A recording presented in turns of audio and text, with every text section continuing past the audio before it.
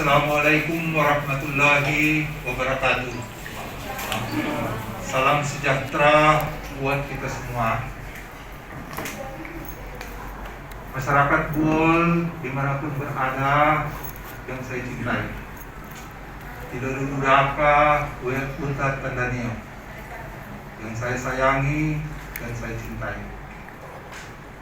Alhamdulillah, kita bersyukur kehadirat Allah Subhanahu wa Ta'ala, Tuhan yang Maha Kuasa. Pada hari ini, Sabtu tanggal 21 Agustus tahun 2021, di bulan Muharram, kita masih diberi kekuatan, kesehatan oleh Allah Subhanahu wa Ta'ala, sehingga kemudian kita bisa bertemu meskipun hanya lewat dunia maya bersama seluruh masyarakat Buol, masyarakat saya yang saya cintai. Bersama saya sekarang ini ada Bapak dan Bim Buol Toli-Toli yang baru tiba dari Toli-Toli. Ada Bapak Kapolres bersama saya. Ada Ibu Ketua Dewan Perwakilan Rakyat Daerah Kabupaten Buol, dan ada Ibu Dr. Elvira, spesialis penyakit dalam yang selama ini telah mencurahkan tenaga pikirannya untuk kita semua masyarakat Buol dalam merawat pasien COVID. Masyarakat Buol, Tidodudaka, Tandanio yang saya cintai, saat ini kabupaten kita, daerah kita, Kabupaten Buol, saya harus jujur mengatakan tidak dalam keadaan baik-baik saja. Saat ini kita berada dalam kondisi pandemi COVID-19 yang dalam 2-3 minggu terakhir ini menunjukkan kenaikan yang cukup signifikan. Kalau tahun lalu di awal COVID ini kita bisa seiring sejalan, bersama-sama, bahu-membahu, pemerintah dengan masyarakat, bersama-sama menghadapi pandemi COVID ini, dan kemudian membuahkan hasil. Tahun lalu, semua kasus COVID yang terjadi di Kabupaten Buol kita bisa atasi secara bersama-sama, sehingga semua saudara-saudara kita sembuh dan tidak ada korban jiwa. Harapan saya, kebersamaan yang sudah kita pernah bangun secara bersama-sama tahun lalu, di mana kita saling bahu-membahu, pemerintah mengatur, masyarakat kemudian melaksanakan segala aturan-aturan yang ditetapkan oleh pemerintah. Kita melakukan PSBB 2 kali, yang kemudian membuahkan hasil yang cukup baik, mendapatkan apresiasi dari pemerintah pusat sebagai daerah dengan penanganan COVID terbaik. Maka pada kondisi saat ini, saya pun mengajak kepada Hutat Tidodudaka Tandanio, seluruh komponen masyarakat, para tokoh-tokoh masyarakat, tokoh-tokoh agama, tokoh-tokoh pemuda, tokoh-tokoh organisasi politik dan organisasi massa lainnya, untuk seiring sejalan tutunugan Abu Bobotukan, kita bersama-sama menanggulangi wabah pandemi COVID-19 ini. Kenapa saya mengajak kepada kita semua? Karena tanpa dukungan daripada masyarakat, bahwa apapun yang kami pemerintah lakukan tidak akan berarti apa-apa. Karena penyakit ini, wabah ini, musuh kita yang tidak terlihat ini ada di tengah-tengah kita, ada di tengah-tengah masyarakat.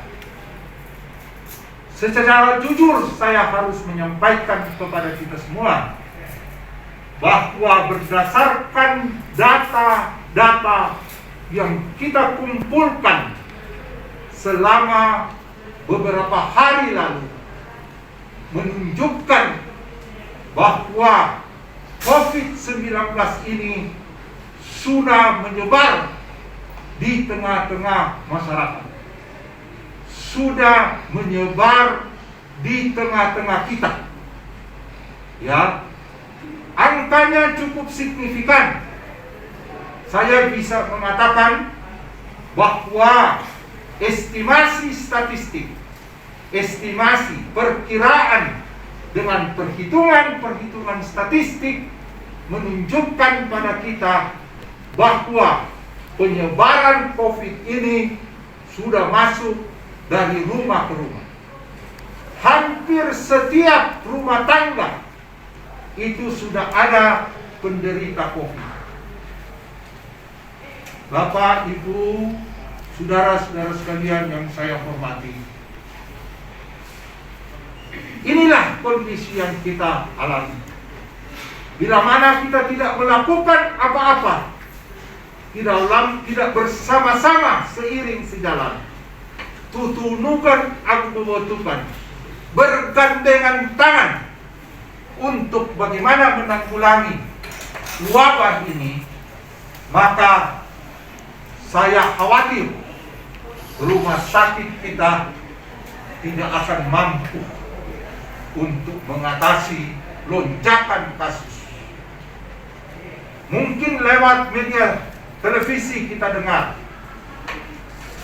kota seperti Jakarta saja dengan segala macam fasilitasnya, begitu banyak orang terkapar, tidak bisa tertolong, ditolak oleh rumah sakit karena rumah sakit penuh dan kehabisan oksigen.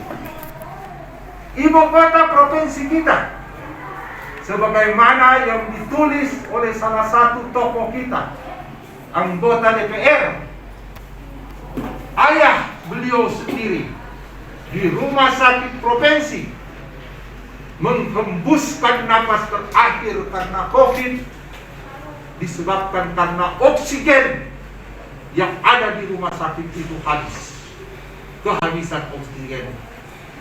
Itu ibu kota negara, Jakarta. Itu ibu kota provinsi. Bagaimana dengan kita di Kabupaten Goa? Apa yang akan terjadi nanti kalau begitu banyak orang yang terpapar dan harus masuk rumah sakit? Pada kondisi semacam inilah, agar supaya tidak terjadi apa yang kita khawatirkan secara bersama-sama, selain doa yang terus-menerus kita panjatkan kepada Tuhan yang Maha Kuasa, Allah Subhanahu wa Ta'ala, ikhtiar harus kita upayakan. Kita harus bersama-sama melawannya. Kita melawannya di hulu. Jangan sampai ada yang masuk ke rumah sakit karena sudah terlanjur. Kita cegah penularan itu, karena kita tahu bersama COVID ini menular dari orang ke orang. Oleh karena itu, Bapak Ibu sekalian, pada kesempatan ini saya menghimbau kepada kita semua, upaya-upaya pemerintah.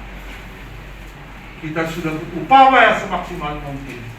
Forum komunikasi pimpinan daerah, Pak Dandim yang berada di Toli-Toli sudah datang ke tempat kita. Bapak Gubernur terus-menerus memonitor kita. Komunikasi terakhir jam 12 malam, jam 5 subuh, Pak Gubernur sudah menelpon kembali, menanyakan apa semua kebutuhan-kebutuhan kita. Dan beliau berjanji akan mencoba memenuhinya. Bapak Ibu sekalian yang saya hormati, Selain daripada kita sedang menghadapi wabah pandemi COVID-19 ini, kita juga sedang berhadapan dengan hoax yang disebarkan oleh oknum-oknum yang tidak bertanggung jawab, ya, yang sengaja ingin mengacaukan daerah kita, yang sengaja ingin mengacaukan bangsa ini dengan isu-isu yang tidak bertanggung jawab. Salah satu isu yang mereka sampaikan misalnya bahwa bila mana rumah sakit meng-COVID-kan orang atau mendiagnosa orang menjadi COVID, maka rumah sakit akan mendapatkan bayaran dari pemerintah pusat. Sekali lagi saya katakan, itu adalah hoax, itu adalah berita bohong, itu tidak benar. Saya jamin, ya, saya menjamin dengan segala kehormatan yang saya miliki bahwa berita itu bohong dan tidak benar. Tidak pernah ada dana pusat yang disalurkan ke rumah sakit karena ada orang COVID. Tidak ada yang semacam itu. Sebagai pimpinan daerah, saya tahu betul bagaimana kondisi keuangan daerah kita.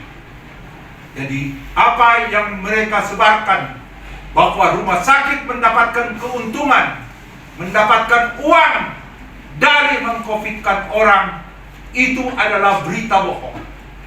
Berita bohong yang sengaja dihembuskan oleh orang-orang yang tidak senang melihat kondisi daerah kita ini aman, masyarakatnya selamat. Mereka menari-nari di atas penderitaan orang lain. Mereka menjadikan isu COVID ini sebagai panggung mereka untuk kepentingan-kepentingan pribadi.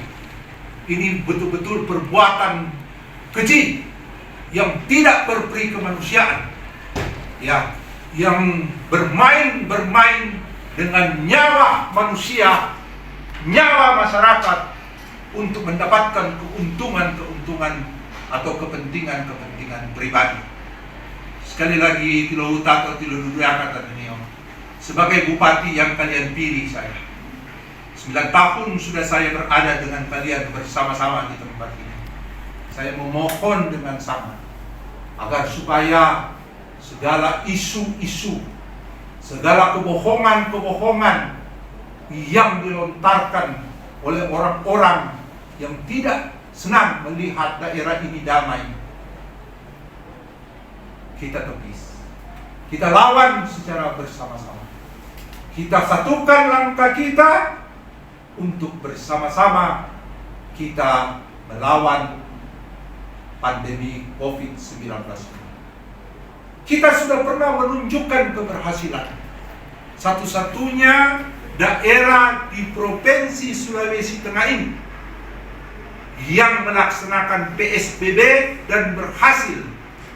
Kemudian kita mendapatkan penghargaan dari pemerintah pusat adalah Kabupaten Buol. Dalam rapat koordinasi baru-baru ini yang dihadiri oleh semua kabupaten, berulang-ulang Bapak Gubernur mengatakan bahwa contoi Buol terhadap penanganan COVID-nya. Karena kita di Kabupaten Buol ini bekerja secara terstruktur. Kepala desa, camat, semua kepala dinas sampai kabupaten. Ini diakui sendiri oleh Bapak Gubernur. Mari kita jaga. Mari kita pertahankan prestasi ini. Tentu saja dengan kita bersama-sama, pemerintah bersama-sama rakyat. Saya tahu persis sebagai warga Buol, sebagai orang Buol, saya tahu betul bagaimana sifat masyarakat Buol. Masyarakat Buol ini adalah masyarakat yang patuh, masyarakat yang taat terhadap pimpinan, masyarakat yang taat terhadap pemerintahnya.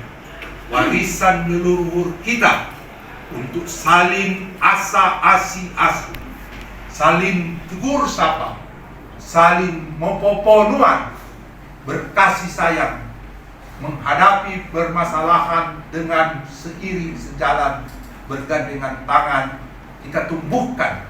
Karena itulah sebetulnya identitas kita sebagai orang Bon, yaitu membobo nuano, membobo tukano, ya, mogigilingano, dan mopiduruto akung pio untuk bagaimana mencapai keberhasilan. Saya kira ini yang bisa saya sampaikan kepada kita semua, seluruh masyarakat Bon. Doa saya, dalam setiap saya salah, selalu saya panjatkan agar supaya masyarakat saya, agar supaya daerah saya ini dilindungi oleh Allah Subhanahu wa Ta'ala. Itu yang pertama kali saya mohonkan kepada Allah, agar supaya seluruh masyarakat saya dijauhkan dari bara bencana ini, agar kita semuanya bisa selamat dari pandemi COVID-19 ini. Demikian, saya manusia biasa, aparat saya, semua adalah manusia biasa. Kita penuh dengan segala kekurangan dan kehilapan. Sudilah kiranya para orang-orang tua kita, para tokoh-tokoh masyarakat kita, para tokoh-tokoh agama kita, tegur kami, sampaikan kepada kami apa yang terbaik yang kami harus lakukan kepada masyarakat. Tidak usah kita memperkeruh keadaan dengan menyampaikan itu di media sosial yang kemudian menimbulkan prestasi, interprestasi macam-macam, yang tujuannya bukan memulihkan, bukan membuat kebaikan, malah justru memperkeruh. Saya yakin betul niat kita semua sama untuk melihat kabupaten ini baik, untuk melihat negeri ini baik, tetapi mungkin cara kita yang berbeda-beda. Mari kita satukan cara itu. Saya pribadi terbuka untuk segala macam kritikan, untuk segala macam masukan. Anda datang kepada saya, telepon saya 24 jam aktif untuk menerima segala masukan dari Bapak Ibu sekalian. Mari kita dukung tenaga-tenaga kesehatan kita yang tidak seberapa ini, agar mereka betul-betul bisa bekerja dengan baik, bekerja dengan aman, untuk memberikan yang terbaik, pelayanan yang terbaik bagi kita semua. Ibu, sudah cukup mungkin penjelasan kita. Sekali lagi saya memohon kepada kita semua, ya, untuk bagaimana kita bersama-sama. Tanpa dukungan masyarakat, ini boleh dicatat, tanpa dukungan masyarakat, penanganan COVID kita di Kabupaten Bon ini tidak akan berhasil. Ya, karena program yang betul-betul memerlukan dukungan penuh masyarakat, ini salah satunya adalah penanganan pandemi COVID. Saya ingin menjelaskan sedikit tambahan bahwa apa yang dilakukan sudah oleh pemerintah daerah kepada mereka yang terkonfirmasi positif, bila mana ada keluarga kita, saudara kita yang diperiksa, di tracking kemudian dia positif, maka akan dicatat oleh lurah, kemudian diawasi oleh RT. Ya, diawasi oleh RT, ditanyakan apakah bisa melaksanakan isolasi mandiri secara sendiri di rumahnya, dengan catatan bahwa dia tidak boleh kontak dengan pihak keluarga. Bila mana dia meragukan atau rumahnya, fasilitas di rumahnya tidak bisa dia melakukan isolasi mandiri, kami sudah menyiapkan rusunawa. Ya, saya sudah periksa sendiri rusunawa itu, semua fasilitas di situ lengkap, ya, cukup representatif di rusunawa itu. Tinggal di Bapak datang dengan pakaian atau ibu yang sudah terkonfirmasi, kita isolasi mandiri di sana. Ya, di situ ada 3 lantai. Di lantai bawah itu ada petugas yang standby untuk mengawasi mereka yang melaksanakan isolasi mandiri. Di lantai 2-3 itu kapasitas bisa memuat 70 orang pasien yang melaksanakan isolasi mandiri. Air semuanya jalan dengan baik, dan semua fasilitas akomodasi, konsumsi semua ditanggung oleh pemerintah daerah. Bapak tinggal bawa pakaian atau ibu tinggal bawa pakaian ke situ. Nah, Kemudian keluarga yang ditinggalkan, misalnya dia kepala rumah tangga, keluarga yang ditinggalkan tidak usah ragu Pak. Siapa yang kasih makan keluarga? Pemerintah daerah sudah menyiapkan paket sembako bagi warga masyarakat. Satu keluarga kalau ada yang pasien yang positif COVID, Pemda sudah menyiapkan paket sembako untuk 10 hari, ya, yang terdiri dari beras, gula, minyak goreng dan lain-lain sebagainya, kebutuhan selama 10 hari. Jadi kalau dia kepala keluarga tidak usah takut meninggalkan keluarga untuk isolasi mandiri, karena begitu dia menuju isolasi mandiri terkonfirmasi positif, maka Ibu Lurah memerintahkan RW mengantarkan paket sembako kepada warga yang terkonfirmasi positif. Ya, sudah. Saya ini bupati yang menyampaikan ini. Ya, paket sembako itu sekarang sudah siap kita distribusikan ke kelurahan, semua kelurahan, dan siapa yang positif kami akan serahkan kepada warga yang terkonfirmasi positif. Di desa, untuk 6 kelurahan. Untuk di desa hal yang sama juga dilakukan. Saya sudah menginstruksikan kepada semua kepala desa agar supaya mereka yang melaksanakan isolasi mandiri itu mendapatkan paket sembako selama 10 hari, dan kemudian ditanggung isolasi mandirinya selama 10 hari. Nah, dengan demikian tidak usah ragu-ragu Pak, ya, supaya semua terpantau. Bila mana ada gejala yang cenderung sedang atau berat, segera kita kirim ke rumah sakit. Untuk sementara kita punya 2 rumah sakit, Rumah Sakit Mokoyuli dengan Rumah Sakit Pratama. Ada 2 rumah sakit itu dengan kapasitas untuk Rumah Sakit Mokoyuli kita ada kurang lebih 40 tempat tidur, dan di Rumah Sakit Pratama kita punya 10 tempat tidur. Mudah-mudahan ya pasien yang masuk tidak banyak, ya, karena fasilitas kita ini sangat terbatas. Saya kira ini tambahan informasi bagi kita semua. Kita berdoa pada Allah Subhanahu wa Ta'ala, Tuhan yang Maha Kuasa, agar supaya Allah melindungi negeri kita dan segera mengangkat COVID-19 ini dari daerah kita. Kita hidup kembali secara damai, aman, dan semuanya berjalan seperti sedia kala. Demikian yang dapat kami sampaikan. Terima kasih atas perhatiannya. Mohon maaf bila mana ada kekurangannya. Saya menutup dengan menyampaikan lagi nomor HP saya 0853 43 57 1143 0853 43 57 1143. Bila mana ada saran, keluhan, kritikan atau apapun, HP saya ini bisa di WA ke saya hidup 24 jam. Kemudian kami juga sudah membuka call center, ya, nomor call center untuk dihubungi di setiap kecamatan. Bila mana ada warga masyarakat yang kebetulan melaksanakan isolasi mandiri mengalami masalah, bisa dihubungi nomor-nomor call center yang kita sudah siapkan. Bila mana memerlukan bantuan konsultasi dokter daripada masyarakat, maka nomor konsultasi dokter juga kita akan sampaikan, di mana masyarakat bisa menghubungi dokternya untuk berkonsultasi secara telekonsultasi atau secara virtual dengan para dokter. Jadi semua ini kita persembahkan untuk masyarakat agar supaya kita bisa mengatasi semua masalah ini dengan baik. Demikian tambahan informasi dari saya. Sekian dan terima kasih. Mohon maaf atas segala kekurangannya. Wassalamualaikum warahmatullahi wabarakatuh.